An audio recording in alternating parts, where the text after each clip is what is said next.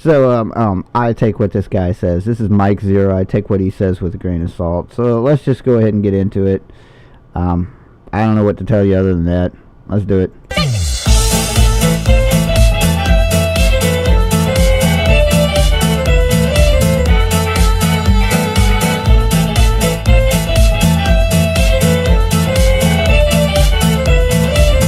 Oh boy. I got multiples lined up. Damn. Good.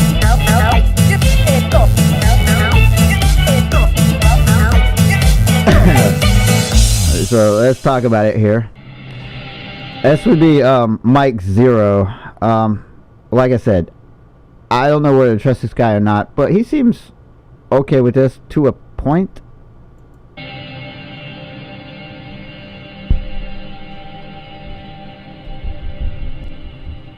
I think I need a cigarette. Let's go over the future of Star Wars when it comes to the franchise being run by Disney. This is Mike Zeroh here. Okay, I do. Everybody invokes the Disney thing.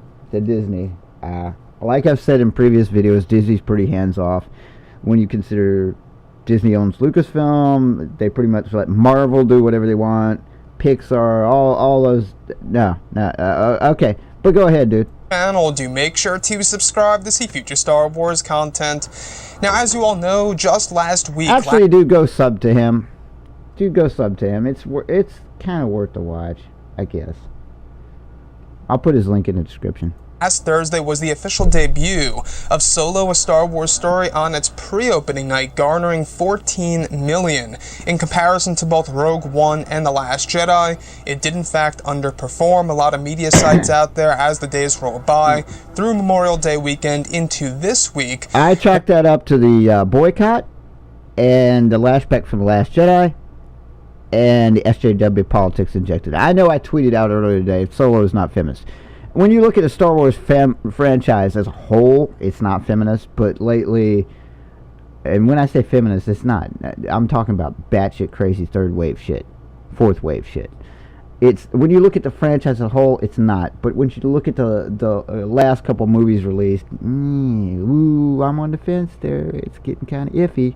Went over how Solo: A Star Wars Story's box office bombed, it underperformed, it stalled, etc. And after all of this, the huge box office issue for this movie, which by the way, a lot of sites out there are saying this weekend, this upcoming weekend right now, is a make or break situation. Now, yeah, that's probably why I'm going back to see it. Either today or Friday. Oh boy. Now, Disney has been trying to get down to the bottom of it all, in which I have been saying... Well, I can tell you exactly what it is. Well, go ahead. You tell me what it is. That I really do believe that a big part of it has all to do with the Solo: A Star Wars Story boycott and, of I'll agree with you on that.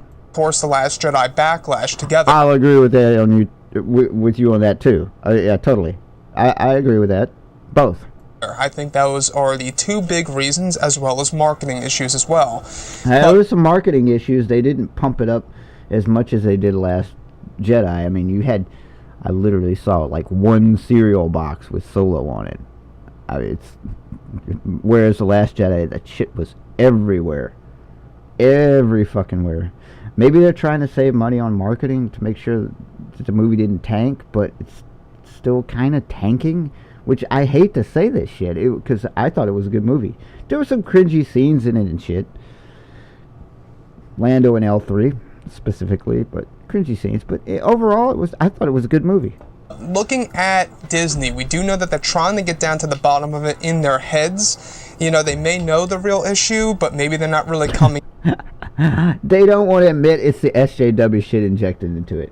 Disney does not want to. Not even Disney. Because I'm stepping all over myself here. It's not even Disney. Lucasfilm doesn't want to admit it's the SJW shit injected into it. They don't want to admit that. Out and saying it up front, but looking at Solo: A Star Wars Story, Dave Hollis has been going over how, you know, Disney and Lucasfilm. Say whatever you want about Solo. It was a better movie than The Last Jedi, hands down. They listened to the fans, and a lot of people were disagreeing with that. And we do have a little update on Disney's new strategy after the box office situation after Solo: A Star Wars Story, is that Disney will begin listening to the fans more after the Solo: A Star Wars Story box. Disney or Lucasfilm? I mean, which one is it? Because I would hope Lucasfilm's listen to the fans, not Disney. Like I said, Disney's pretty much hands off whenever they acquire a company. I would hope Lucasfilm's listening to the fans, not Disney. Box office bomb. Now, looking at everything here when it comes to the Han Solo movie, if you look at it as a film, I will say that I think it's a good movie. Not a great movie. You know, I enjoyed Rogue One more. I will say that, and I know you guys have heard that many, many times. Yeah, I agree with you. I totally agree with you, dude. Totally. But I will say this, is that there's also a lot of people out there that see it as just an okay movie and not too enjoyable. Also, there's a lot of people that think it's a great movie. Honestly, you know, the Rotten Tomatoes score is going up and up. You know, especially... Well, that's a good thing.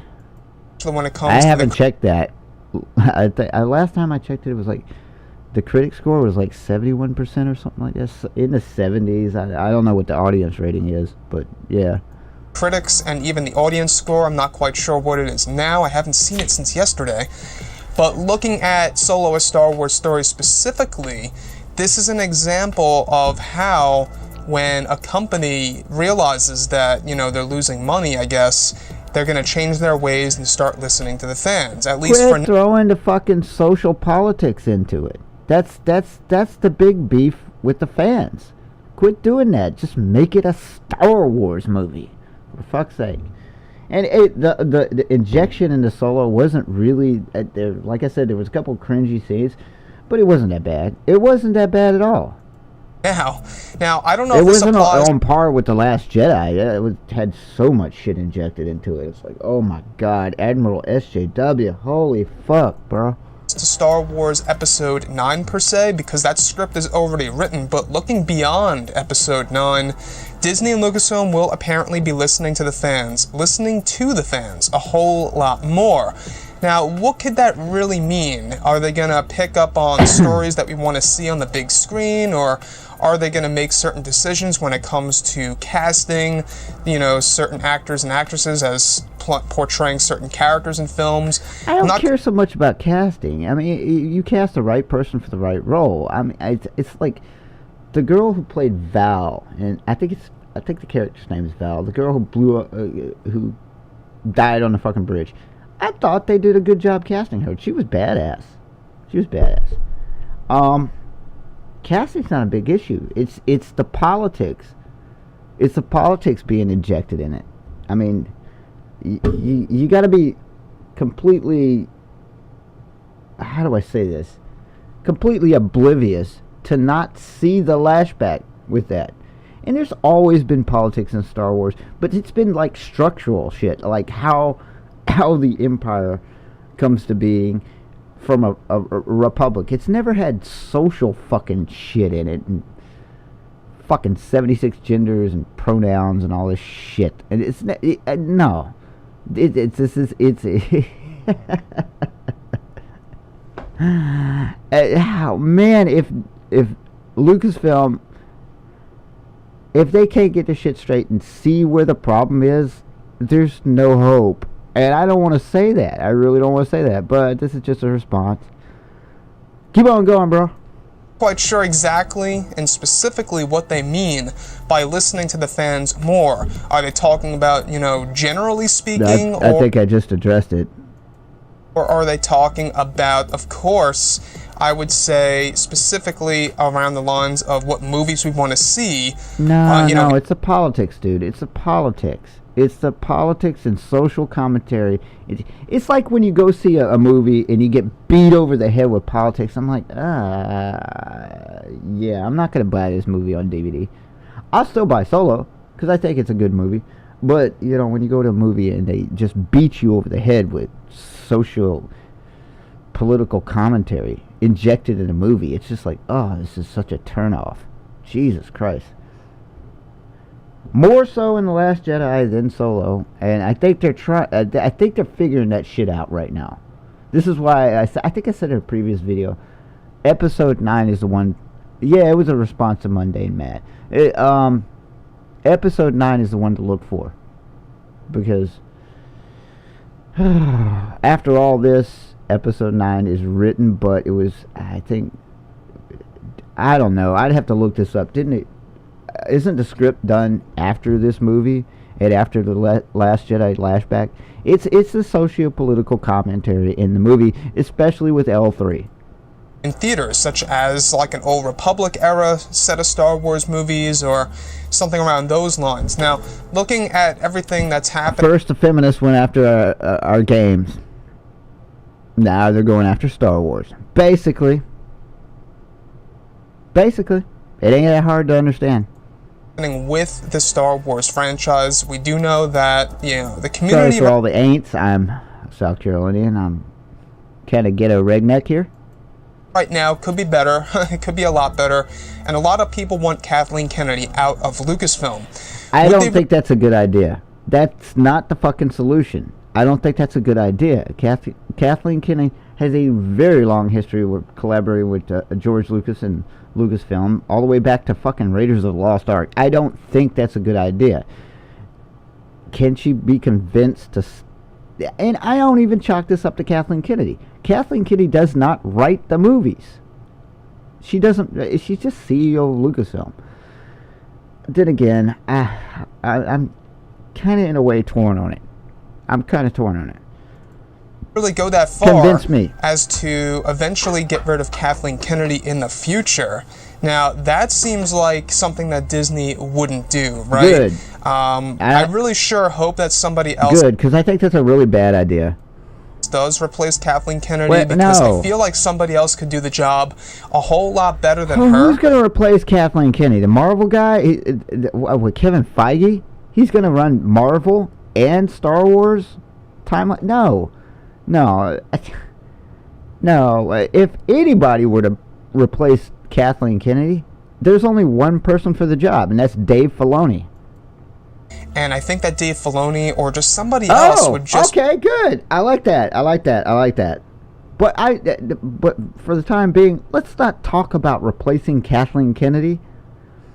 You get 3 strikes and you're out. This is the second one, but I would count it as a half strike because I actually like the movie.